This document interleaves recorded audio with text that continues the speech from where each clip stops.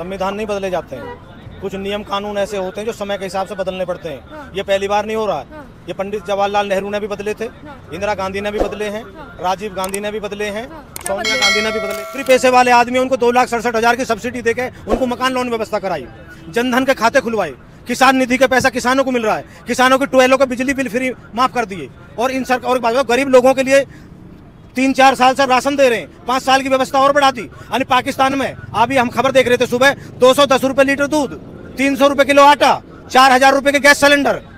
देखो 370 की बात कर रहे हैं, 370 कुछ नहीं बदला गया, उसमें जमीन खरीद फरोख्त की बात करी गई है बस, उसके अलावा कुछ नहीं हुआ। भाई साहब कह रहे हैं फिर वो मंदिर बनाया, मंदिर किसी भी नेता ने नहीं बनाया, वो मंदिर बनाया है सुप्रीम कोर्ट ने। कल से यहाँ विपक्ष में जितने भी प्रधानमंत्री रहे या 50-55 साल कांग्रेस ने राज करा, जब क्यों ना बना? सुप्रीम कोर्ट का ऑर्डर जब क्यों नहीं बना? लोकसभा चुनाव का तीसरा चरण चालू हो चुका है, तो क्या लग रहा है इस बार प्रधानमंत्री फिर किसे देख रहे हैं? प्रधानमंत्री देखो अभी कोई रिजल्ट का हम कुछ नहीं कह सकते, किसको देख रहे हैं। जनता का स्वभाव है किसको वोट दे, किस पढ़े लिखों को वोट दे, किस समझदार आदमी को वोट दे। अब के जनता थोड़ी समझदार हुई है और देखते हैं कुछ बदलते हुए नतीजे की उम्मीद है। बदलते हुए नतीजे? हाँ, बदलते हुए नतीजों की उम्मीद है और पढ़े लिखे इंसानों को वोट दी जा रही है अब की बार, ऐसा लगा लोगों के रुझानों से।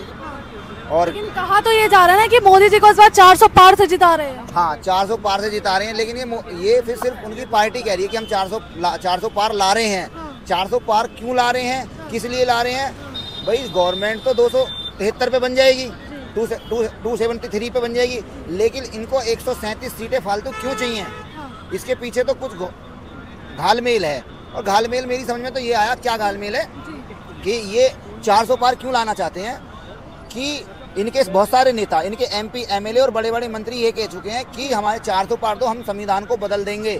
आप ऑनलाइन उनका स्टेटमेंट देख सकते हो कि वो लोग कह रहे हैं कि हम संविधान को बदल देंगे, 400 पार लाओ। 400 पार क्यों मांग रहे हैं? क्योंकि कुछ आरक्षित सीट हैं संसद में, जैसे SC की जो सीट हैं वो 81 हैं और ST की 47 सीट हैं, तो दोनों को मिलाकर 131 बनती हैं।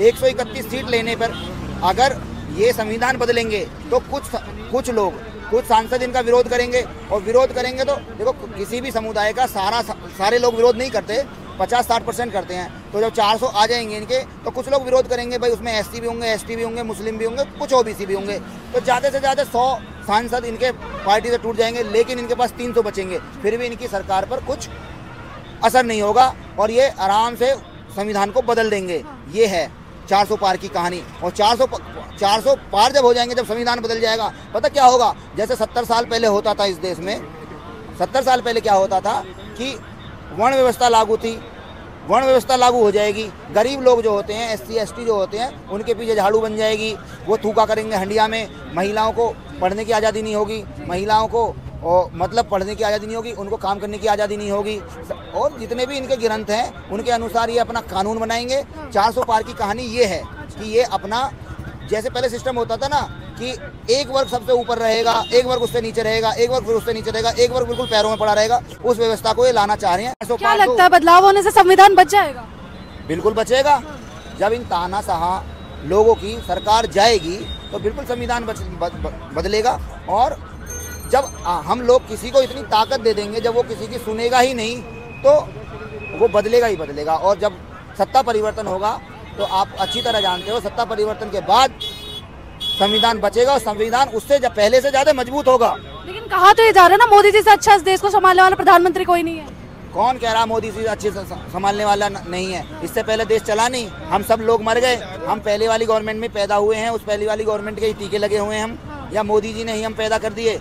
मोदी जी के टाइम के जो बच्चे पैदा हुए हैं, अब उनसे ये पूछो कि तुम पढ़ोगे कहाँ? इस पूरे एरिया में कोई सरकारी स्कूल नहीं बना, पूरे एरिया में कोई सरकारी अस्पताल नहीं बना, कहाँ पढ़ेगा वो जो बच्चा पैदा हुआ था 5 साल पहले या 8 साल पहले? हैं, ये इतनी सारी बहनें हमारी काम करने जा रही हैं, ये इसलिए जा रही हैं कि क्योंकि इनके हस्बैंड की इनकम कम है।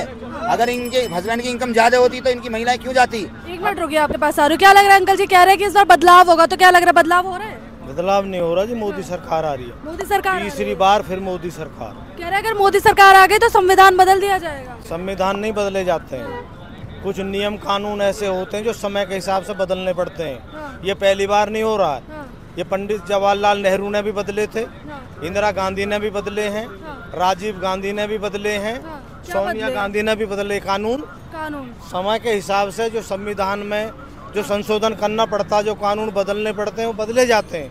ये कोई ये नहीं कि मोदी बदल रहा है। इससे पहले ऐसा कौन सा प्रधानमंत्री जिसने नहीं बदले? अरे पंडित जवाहरलाल नेहरू ने बदले हैं, इंदिरा गांधी ने भी बदले हैं, राजीव गांधी ने भी बदले हैं, सोनिया गांधी ने भी बदलवाए हैं। लेकिन ये कि जब किसी को खाने को मिलता है और उनका खाना बंद हो जाओ तो उन पर जोर पड़ता है, क्योंकि उन्हें मोदी हजम थोड़ी हो रहा है।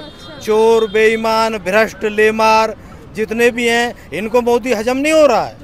इन्हें तो सबको ये लग रहा है कि हमारे साथ गलत हो रहा है।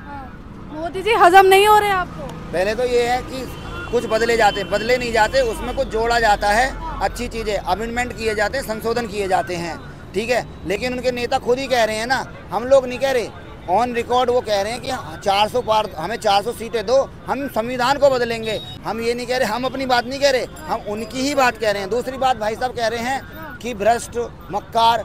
तो भाई साहब एक बार बताओ, अभी एक प्रवज्जन क्या नाम है, एक मन्ना पकड़ा गया है, उसने 3000 रेप करे हैं, 3000 वीडियो बना रखी हैं, 200 महिलाओं के साथ रेप, और मोदी जी उसका लिए वोट मांग रहे हैं। उसके बारे में क्या कहोगे आप?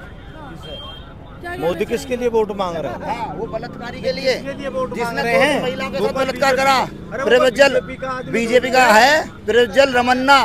अरे वो एच.डी. देवगौड़ा जो प्रधानमंत्री रहे हैं इस देश के, उनका लड़का है, उनके पोते हैं। वो कौन थे? वो कांग्रेस गठबंधन में प्रधानमंत्री बने हैं एच.डी. देवगौड़ा। क्या बीजेपी ने प्रधानमंत्री बनाया था उन्हें? यहाँ पे प्रज्वल रमन्ना जी की बात हो रही है। अरे वो सुनो, कोई वो बीजेपी के तो थे नहीं। अरे वो गठबंधन में आए हैं, गठबंधन में अब दिखाई दिया कि वो गलत कर रहे हैं, पकड़ कर जेल भिजवा दिया। चोरी है, चोर तो चोरी है, ये महात्मा है वो इटली भाग गए। कहाँ पकड़ा? वो इटली भाग गए भाई साहब।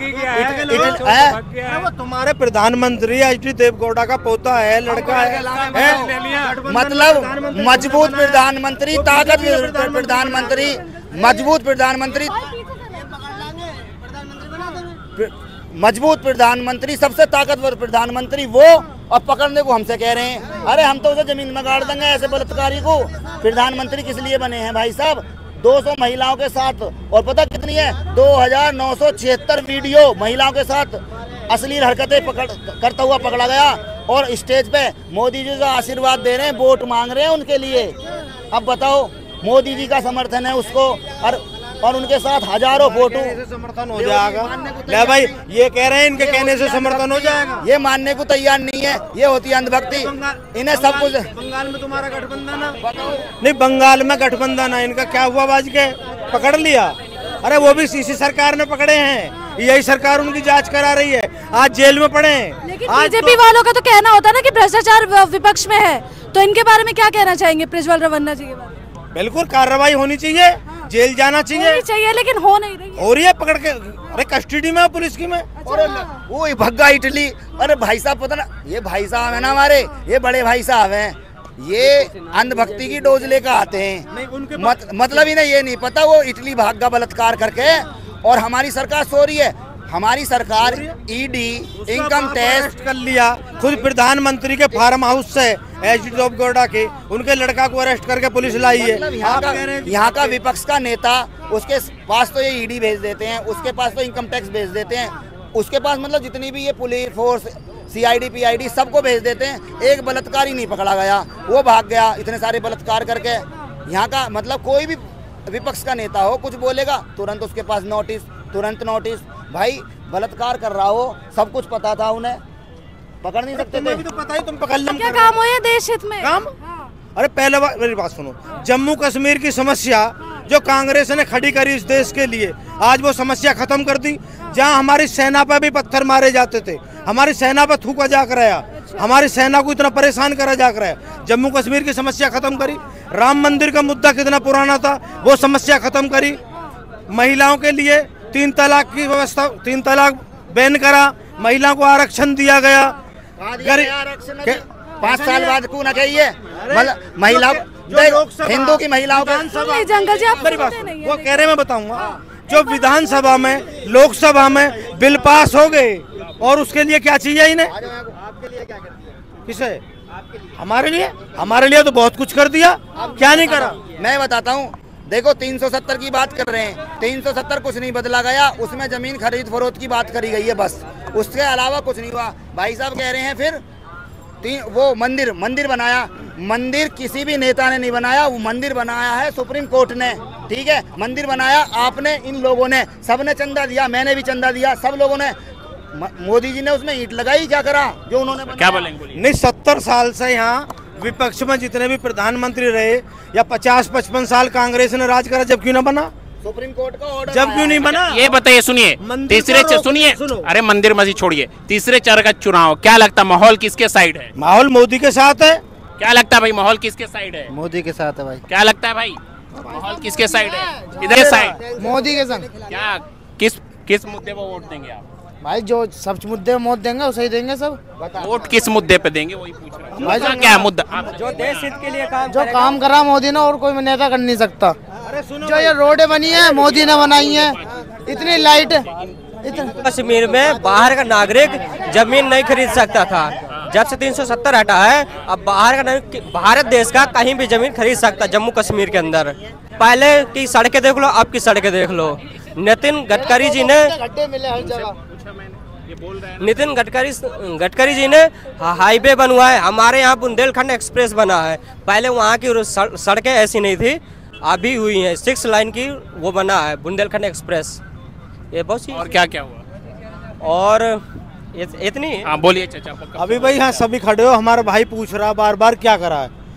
जो गरीब लोगों के लिए शौचालय की दिक्कत थी वो इस सरकार ने बनाई, गरीब लोगों के लिए 2.5 लाख रुपए देकर मकान बनवाए, जो नौकरी पेशे वाले आदमी हैं उनको 2,67,000 की सब्सिडी देके उनको मकान लोन व्यवस्था कराई, जनधन के खाते खुलवाए, किसान निधि के पैसा किसानों को मिल रहा है, किसानों की ट्वेलों के बिजली बिल फ्री माफ़ कर दिए। और इन और गरीब लोगों के लिए 3-4 साल से राशन दे रहे हैं, 5 साल की व्यवस्था और बढ़ा दी। यानी पाकिस्तान में अभी हम खबर देख रहे थे सुबह, 210 रुपये लीटर दूध, 300 रुपये किलो आटा, 4,000 रुपये के गैस सिलेंडर, 500 रुपये किलो चावल। अभी ना ये नहीं पता रहे हमारे देश में कितना आज भी सबसे मंदी चीज़ हमारे देश में मिलती है, सबसे बढ़िया साधन हमारे यहाँ। अब तुम सेना के लिए चले जाओ, आधुनिक हथियार खरीदे 101 बढ़िया, राफेल जैसे जहाज खरीदे सेना के लिए, 45 फ्लाईओवर बनाए पहाड़ों में, 9 सुरंग बनाई है पहाड़ों में, दुनिया भर के सड़कों के जाल बिछा दिए, सेना के लिए इतनी सुविधा कर दी। इतना सुविधा होने के बाद, सुनिए आप मेरी बात सुनिए, इतना अरे सुनिए आप, बहुत बोलिए आप। इतना सुविधा होने के बाद हमारा हंगर इंडेक्स में बांग्लादेश से भी पीछे हम, क्यों ऐसा क्या हो रहा है? कैसे मरी में पीछे हैं हम? कैसे? बांग्लादेश की आबादी 12, 13, 14 करोड़, यहाँ की आबादी 150 करोड़। जिस घर में सुन लो